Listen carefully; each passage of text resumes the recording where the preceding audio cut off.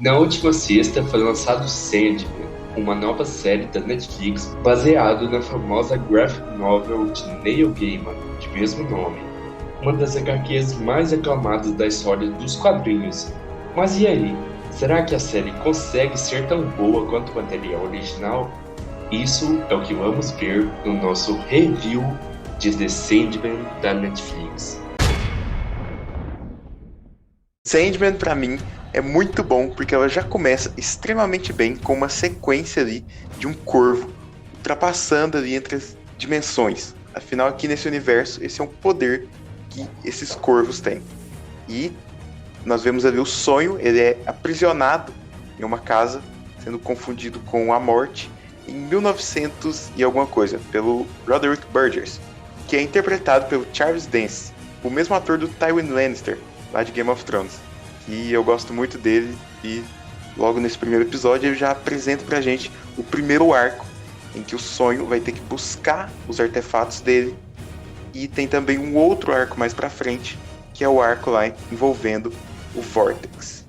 Bom, uma coisa aí que eu queria ressaltar, que foi uma coisa que eu gostei muito na temporada como um todo, são as atuações. E, em especial, como você falou, o Roderick Burgess, que é interpretado pelo Charles Dance, assim, ele é um ator fenomenal, né? Ele fez um excelente trabalho como odiado Tywin Lannister de Game of Thrones. E eu achei que a atuação dele foi muito legal no primeiro episódio. Pena que eu acho que ele não seria indicado ao Emmy pelos poucos minutos que ele teve de tela. Mas merecem, a atuação foi muito legal. E também a atuação do Sandman, dos outros irmãos dele, da morte, do desejo, ou da desejo, não sei muito bem a definição.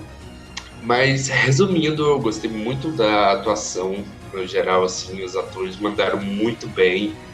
E o Sandman, ele me passou aquela...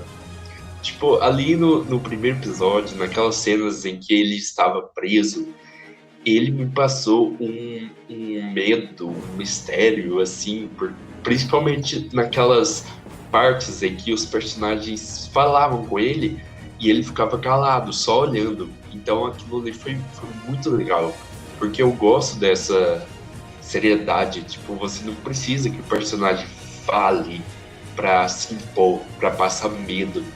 Então eu gostei muito disso. E falando dos arcos da história, eu achei que ficou bem dividido, porque até ali no episódio 4 mais ou menos, você tem o Sandman buscando os artefatos, né? Se eu não me engano, é até o episódio 5 isso. E depois disso, tem a história lá, o arco do Vortex, que foi uma coisa iniciada lá no primeiro episódio, né? Quando o Sandman foi aprisionado. E é muito bem feito. O roteiro da série tá muito legal, que tem o próprio criador, né, da HQ envolvido aí, ele desenvolveu, ele ajudou no roteiro da série.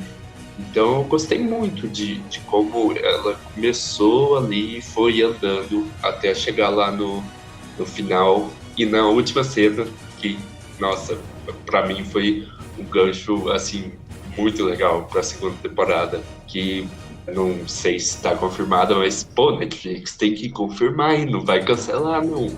Tem que confirmar. Então, falando sobre os arcos aí, como você estava falando, realmente eles são muito bem definidos ali dentro da série, tanto que a gente tem um episódio de transição, que é aquele Sim, episódio da morte, né? Que, pô, pra mim, é um dos melhores episódios da série, se não o melhor, né? E o Neil Gaiman, né? Ele tá muito envolvido com essa série.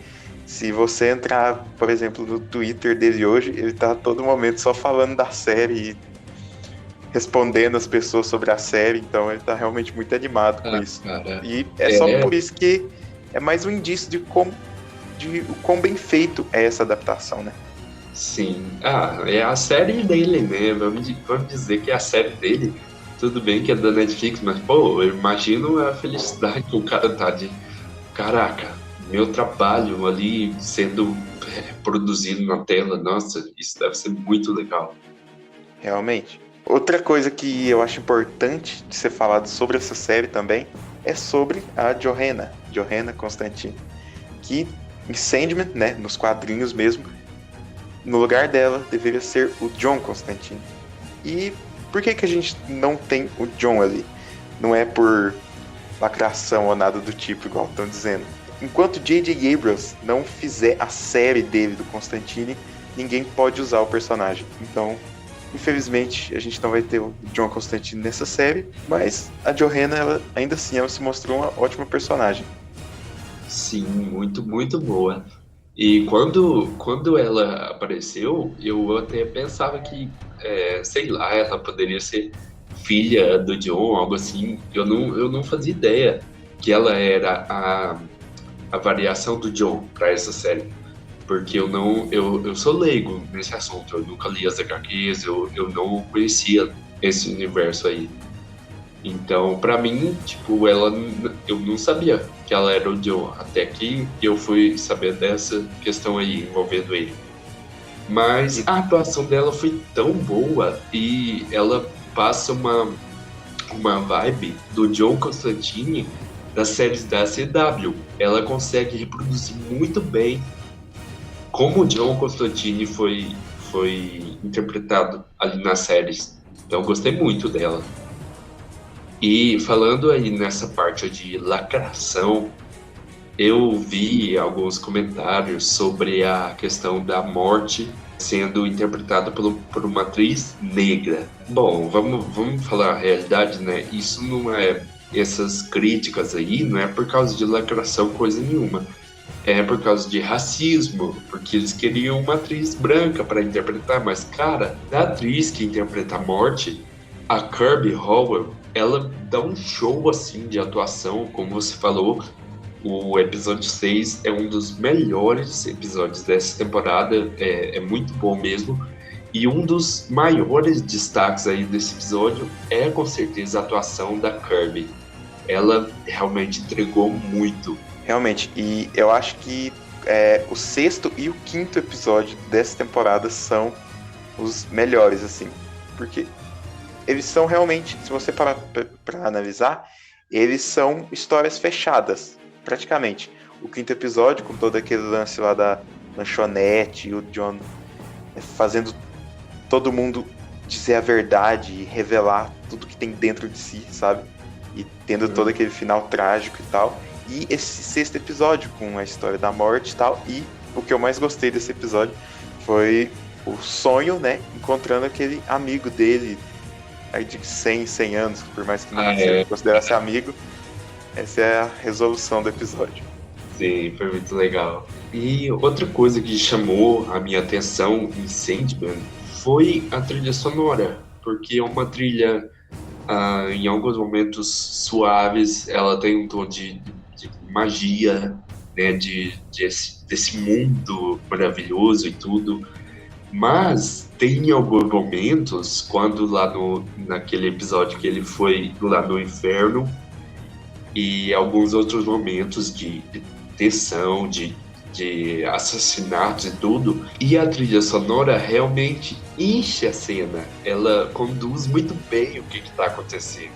Outra coisa que eu achei interessante assim, da trilha sonora foi uma cena específica, lá no episódio 5, em que em alguns momentos ali que não tá acontecendo absolutamente nada, ele começa a tocar uma música assim de suspense e tal, como se fosse acontecer alguma coisa e não acontece nada, que ajuda muito na construção de suspense da cena e é o que faz aquele episódio também ser extremamente bom. Sim, sim. Em alguns momentos, parece que a série tem um uso de tela verde um pouco exagerado, dá pra você ver em algumas cenas que não tem muita profundidade e tal, mas eu entendo que assim, a série conseguiu fazer muito bem com o pouco orçamento que eles provavelmente tinham. E, enfim, né? Vamos torcer aí pra essa série ela ser renovada e não ser cortada pelo David Zaslav nessa onda dele de economizar. Então, não pode cancelar, não. Tem que. Essa série, eu já tava achando isso lá no meio da temporada. Quando eu terminei o episódio 10, eu tive certeza. Pra mim, essa foi a melhor série que eu assisti esse ano. Ela superou, na minha opinião, para mim mesmo, superou Stranger Things, porque eu me senti mais envolvido pela história do que como foi com a quarta temporada de ST. Então, eu acho que tem tudo aí para ser um dos grandes carros-chefes da Netflix. E, por favor, Netflix, lance séries semanalmente, porque, cara, Sandman é uma série que merecia ficar no hype com Sim, cara. Mas não, o hype acaba em uma semana. Sim, cara. E a gente vem reclamando disso desde que a gente tava falando de The Witcher aqui. A Netflix deveria fazer um lançamento semanal. Ela simplesmente destrói as séries dela com essa história de lançar todos os episódios de uma vez. Sim. Mas, no geral, assim, a série toda, atuações, trilha sonora, o CGI, que também tá muito legal, fotografia, que tá muito linda. Eu curti demais, como eu falei, foi a melhor série que eu assisti no ano. Então, aí, que venha a segunda temporada, adorei o gancho ali daquele planejamento, né, do inferno lá, Lúcifer, para invadir o reino lá do Sandman, o mundo real, e depois invadir a cidade prateada, que eu acredito que é o céu. Mas eu gostei muito, foi um gancho muito legal. Tô bem ansioso por a segunda temporada. Que não demore muito. Tomara que não demore. E assim, pra mim também é uma série muito boa, que não peca em quase nada. É uma série muito, muito boa, cara. Mas enfim, foi basicamente isso. Essas foram as nossas opiniões sobre Sandman, da Netflix. Se você gostou desse vídeo e assistiu ele até aqui, deixe seu like, se inscreve no canal e ativa o sininho. Espero que você tenha gostado. Até mais.